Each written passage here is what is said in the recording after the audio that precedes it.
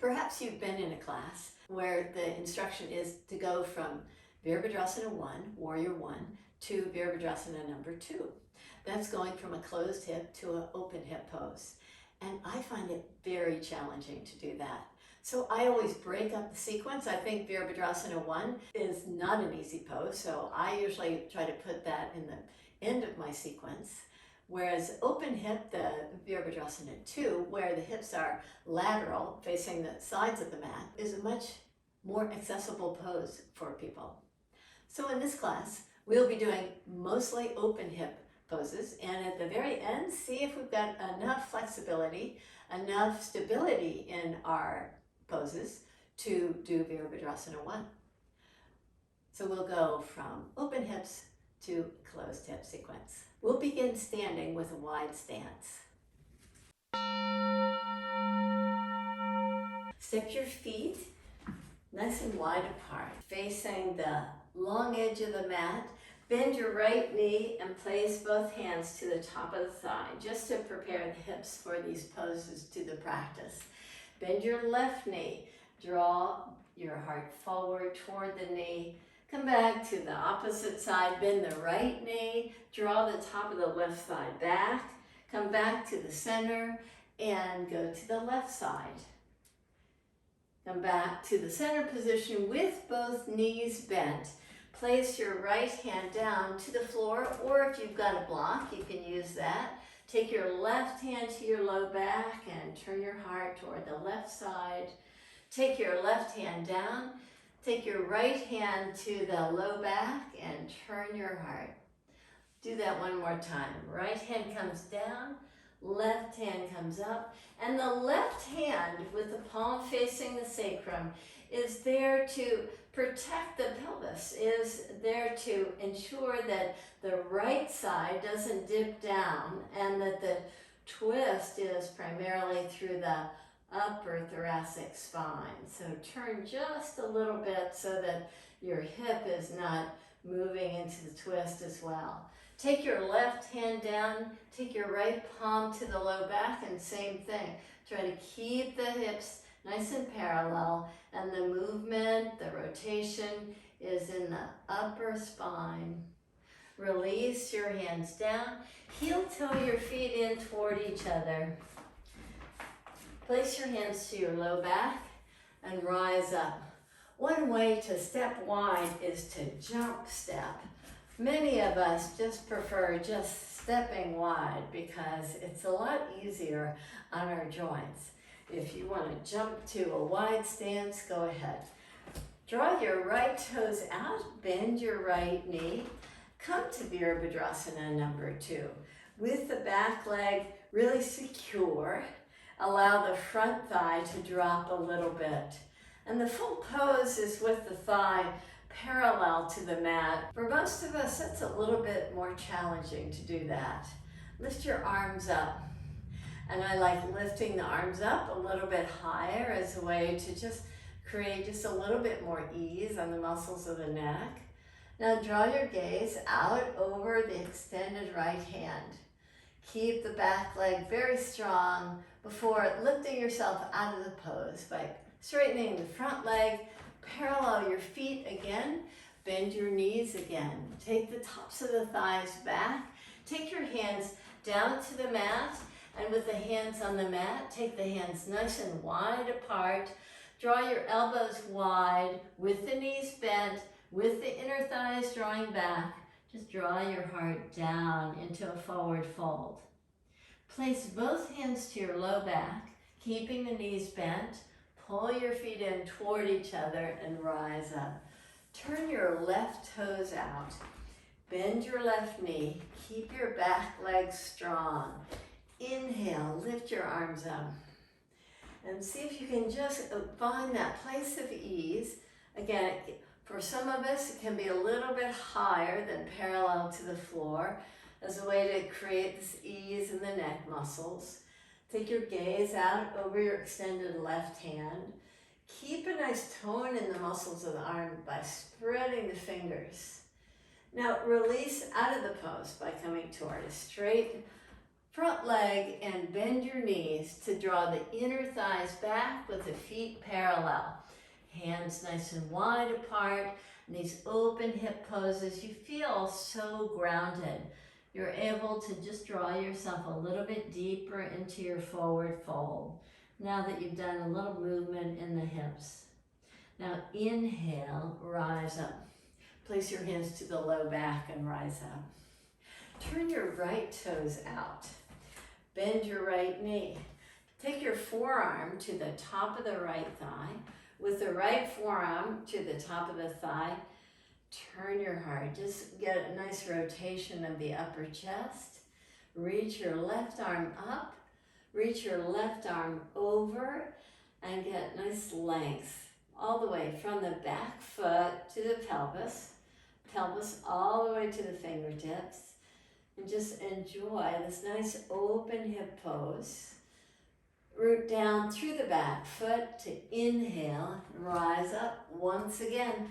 Parallel feet, knees are bent, inner thighs are drawing back, fingertips are on the floor, and your hands are nice and wide apart, so you bow forward just slightly. Again, with the knees bent, you can just keep the spine into a nice elongated form. With both hands to the low back, rise up, turn your left toes out. Make sure the lineup of the left heel and the back arch is nice. Bend your front knee. Take your left forearm to the top of the thigh. Reach your right arm up. Reach your right arm over your head. And enjoy the fullness of your breath. With the back leg so strong, can you just drop a little bit closer to the parallel position on the front leg? Inhale, rise up, come out of the pose.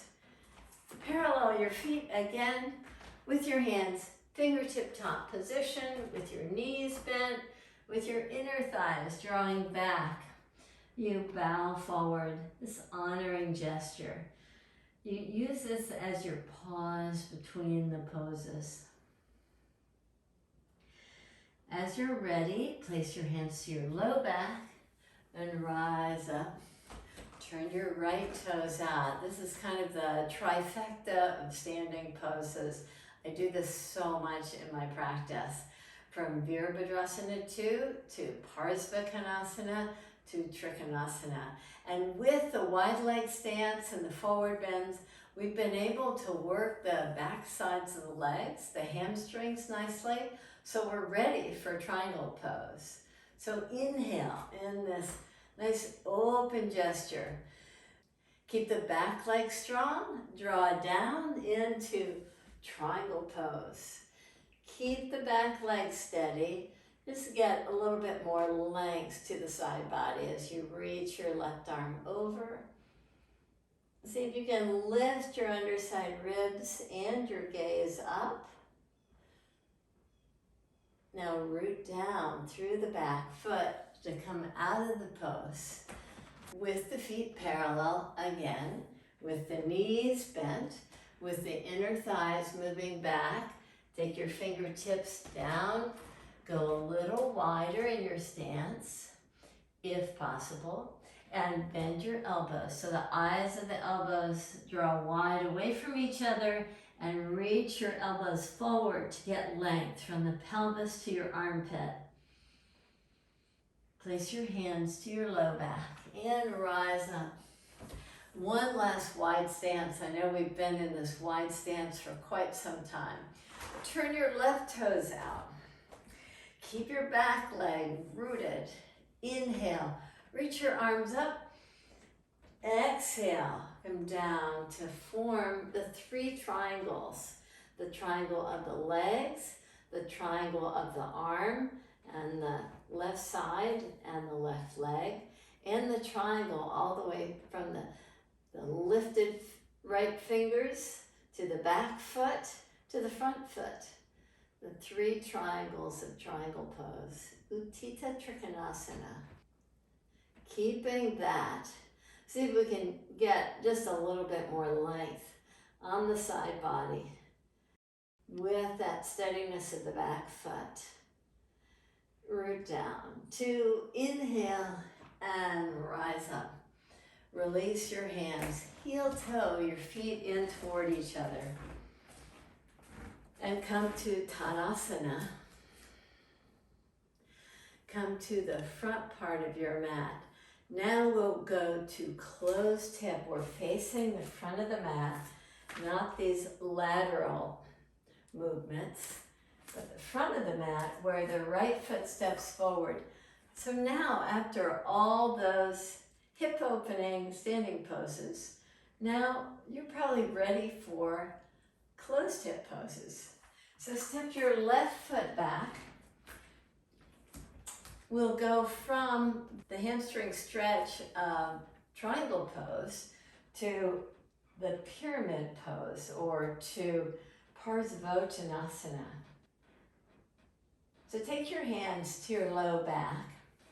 Scissors your legs so that they're nice and engaged, so that you can bring your left hip point forward. So as much as possible, keeping the hip points parallel to the front edge of the mat, like your elbows in to draw down into a forward fold, not too deep, just as a way to bring your awareness to the balance that's required in closed hip poses, to just a little different orientation to the pelvic area. Root down to rise up. Take your left foot forward, take your right foot back, park your right heel, take your hands to your low back, open your chest nicely, keeping the back foot rooted, the right hip point moving forward, bow forward. Keep this nice steadiness. So those classes where you go, where you move from open hip to closed hip, from closed hip to open hip, it's just a little harder to get in position, get the back leg rooted so solidly so that you can do nice refinements to the poses. So inhale, rise up. So we started with Virabhadrasana number 2. Now we'll go to Virabhadrasana number 1 because our hips are probably better prepared to go to a closed hip pose. So step your right foot forward, your left foot back. Park your back heel or not. If you feel like the left hip point is way back, maybe you can lift up the left heel so that you can really get a nice alignment here. Bend your front knee. Reach your arms up. If you can park your back heel, go ahead to do that. But keep on reaching the heel back. And as you open the hands just a little bit wider to get this nice fullness in the chest, maybe you can take your gaze up, keeping your back foot rooted. Inhale, rise up out of the pose. Step your left foot forward, step your right foot back, and same thing. If you need to, you can lift up your back heel and square everything off first. Bend your left knee. Now this pose, eventually you're trying to get this left thigh parallel to the mat, but for most of us, that is a long time in coming. But let's just see if you can drop a little bit lower in your pose. Inhale, take your arms up, take your hands wider apart. You get this nice fullness in the front side of the body. And exhale, release your hands and step your back foot forward and come to a seated pose or come to Shavasana as a way to just kind of settle in. So we discovered open hip and closed hip actions, and for many of us, going from one immediately into the other doesn't really work because many of us feel just a little bit more easeful in the practice when we align properly. And moving from open hip to closed hip takes quite a bit of maneuvering to establish the back leg. Thank you so much for practicing with me. Namaste.